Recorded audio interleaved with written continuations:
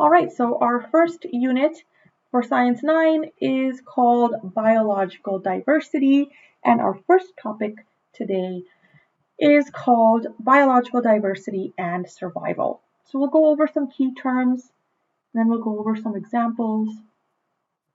So first, what is variations, or what are variations?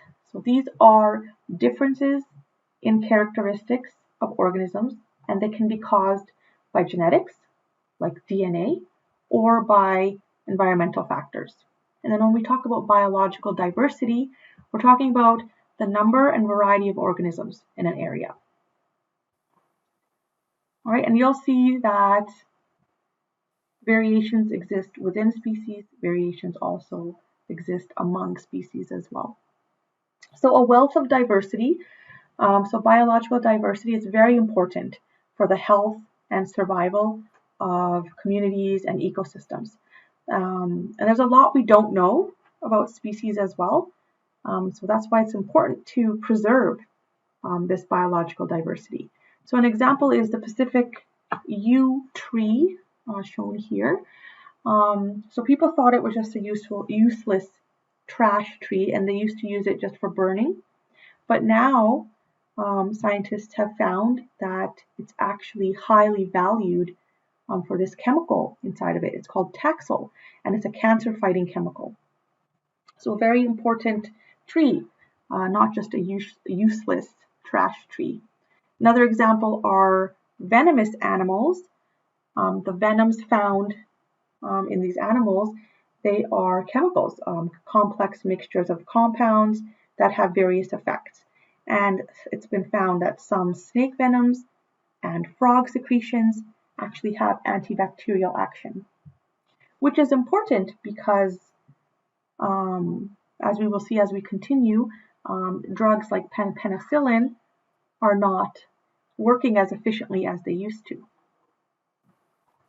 So next we're talking about variation and how there's variation within species.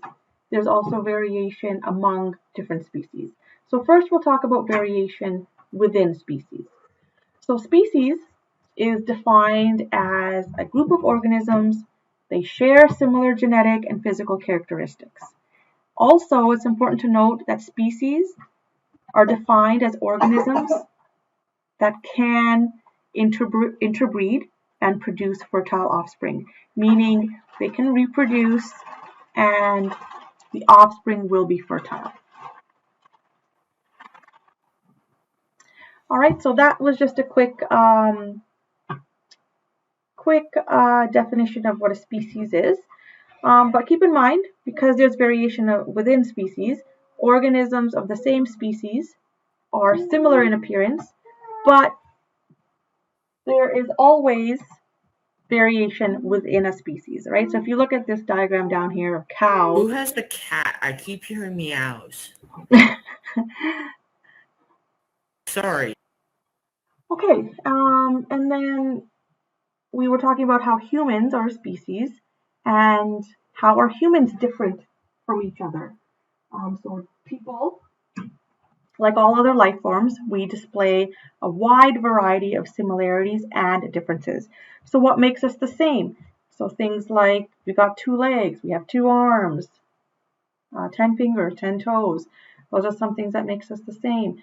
What are some things that make us different, right? Things like we talked about already, like hair color, eye color, skin color, and so on. All right, so speciation, this is the evolution of different species from a single ancestor. So basically, speciation is how did different species form. So for example, the cougar, the lynx, the bobcat, they're all classified under the same family of animals, but each cat is a different species. And studies have shown that the lynx, the bobcat, and the cougar, they've all come from a common ancestor. So what happened is, over time, one type of cat evolved into a variety of similar yet separate species. And most of Earth's biological diversity is due to speciation. All right, so variations for survival. So every organism has adaptations that enable it to survive in its environment. So these adaptations can be a structural adaptation, like a physical feature, or it could be like a behavioral adaptation. So what is a structural adaptation? This is a physical characteristic. It's an inherited physical characteristic that helps an organism survive in its environment. So for example, this one example down here is a pitcher plant. This pitcher plant adaptation is to trap insects in its pitcher-shaped leaf. And that's how this plant gets its nitrogen, by trapping insects. So that's a structural adaptation. Bears, they have claws. That would be a structural adaptation. Then we have behavioral adaptations. These are a certain type of behavior. So it's an inherited characteristic behavior, and it's also going to help an organism survive in its environment. So for example, owls, most owls are nocturnal and they hunt at night. So nocturnal meaning they're active at night, they're sleeping during the day. Another example of a behavioral adaptation would be migrating. So birds migrate, that's a behavioral adaptation. This example down here is showing a squirrel. It's a white-tailed antelope squirrel, and it lives in a burrow underground. The burrow keeps the squirrel cool. So that again would be a behavioral adaptation. So why are we talking about variation, and why is diversity and biological diversity so important? So this example here is of a forest. All right, this is a forest here. And the example we're looking at here is an infestation. So it's called the pine beetle infestation. So the mountain pine beetle, it's a pest, or it's like a parasite of the lodgepole pine tree in the Rocky Mountains. And if you've traveled through the Rocky Mountains, you may have seen some of these trees that look kind of reddish color, kind of flared up. So what this infestation is doing is it's destroying forests. So any forests that are made up of mainly lodgepole pines are being destroyed because of this lodgepole pine beetle infestation. But if a forest has biological diversity, meaning if a forest is made up of many different tree species, it's going to have a better chance of survival. That forest will now have a better chance of survival. Okay. Another example is why some people are more prone to getting diseases and others are not. That's another example of variation. All right, and then biological diversity can be measured. It's something called a diversity index. It's a measure of the biological diversity in an area. So it's basically calculated by dividing the number of runs in a walkthrough of an area by the total number of specimens that are seen. And it compares the diversity of species in an area with the total number of organisms in the same area. So the more species that are seen, the greater the diversity. So for example, if we're looking at a river and it's got many different kinds of organisms living in it, then it would have a high diversity index. And this river would probably be a healthier river than a river that only supports a few types of organisms. So if we had a polluted river, then we would see that it would have a low diversity index. And the reason being, it's only supporting a few species that are able to live in that polluted condition. Our planet's diverse, thriving ecosystems may seem like permanent fixtures, but they're actually vulnerable to collapse. Jungles can become deserts, and reefs can become lifeless rocks, even without cataclysmic events like volcanoes and asteroids. What makes one ecosystem strong and another weak in the face of change? The answer, to a large extent, is biodiversity. Biodiversity is built out of three intertwined features: ecosystem diversity, species diversity, and genetic diversity. The more intertwining there is between these features, the denser and more resilient the weave becomes. Take the Amazon rainforest, one of the most biodiverse regions on Earth due to its complex ecosystems, huge mix of species, and the genetic variety within those species. Here are tangled liana vines, which crawl up from the forest floor to the canopy, intertwining with treetops and growing thick wooded stems that support these towering trees. Helped along by the vines, trees provide the seeds, fruits, and leaves to herbivores such as the tapir and the agouti, which disperse their seeds throughout the forest so they can grow. Leftovers are consumed by the millions of insects that decompose and recycle nutrients to create rich soil. The rainforest is a huge system filled with many smaller systems like this, each packed with interconnected species. Every link provides stability to the next, strengthening biodiversity's weave. That weave is further reinforced by the genetic diversity within individual species, which allows them to cope with changes. Species that lack genetic diversity due to isolation or low population numbers are much more vulnerable to fluctuations caused by climate change, disease, or habitat fragmentation. Whenever a species disappears because of its weakened gene pool, a knot is untied and parts of the net disintegrate. So, what if we were to remove one species from the rainforest? Would the system fall apart? Probably not. The volume of species, their genetic diversity, and the complexity of the ecosystems form such rich biodiversity in this forest that one species gap in the weave won't cause it to unravel. The forest can stay resilient and recover from change. But that's not true in every case.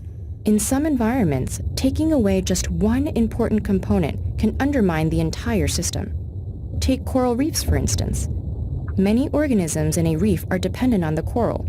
It provides key microhabitats, shelter, and breeding grounds for thousands of species of fish, crustaceans, and mollusks. Corals also form interdependent relationships with fungi and bacteria. The coral itself is a loom that allows the tangled net of biodiversity to be woven. That makes coral a keystone organism, one that many others depend on for their survival. So what happens when destructive fishing practices, pollution, and ocean acidification weaken coral or even kill it altogether? Exactly what you might think. The loss of this keystone species leaves its dependents at a loss too, threatening the entire fabric of the reef. Ecosystem, species, and genetic diversity together form the complex tangled weave of biodiversity that is vital for the survival of organisms on Earth. We humans are woven into this biodiversity too. When just a few strands are lost, our own well-being is threatened. Cut too many links, and we risk unraveling it all. What the future brings is unpredictable, but biodiversity can give us an insurance policy, Earth's own safety net, to safeguard our survival.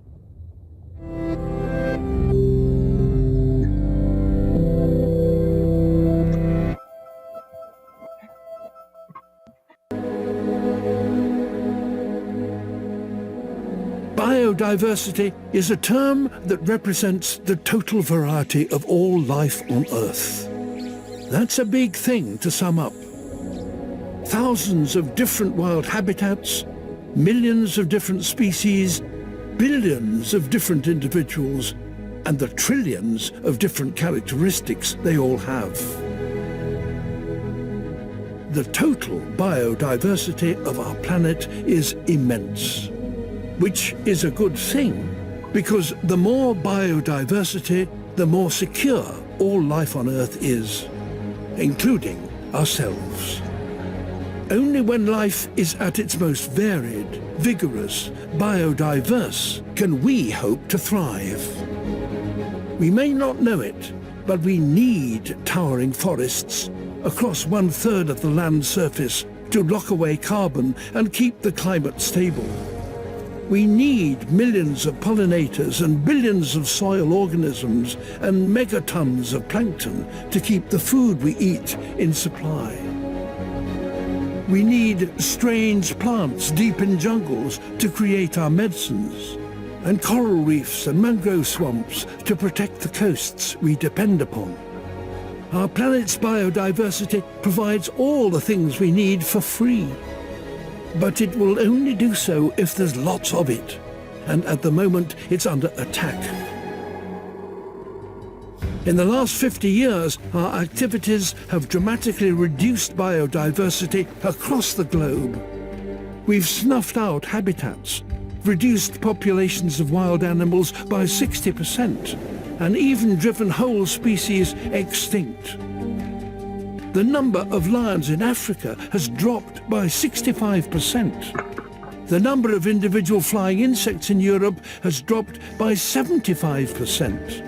The number of bluefin tuna in the Pacific has dropped by 95%. Biodiversity is dropping everywhere and fast. This is catastrophic for nature and therefore ourselves.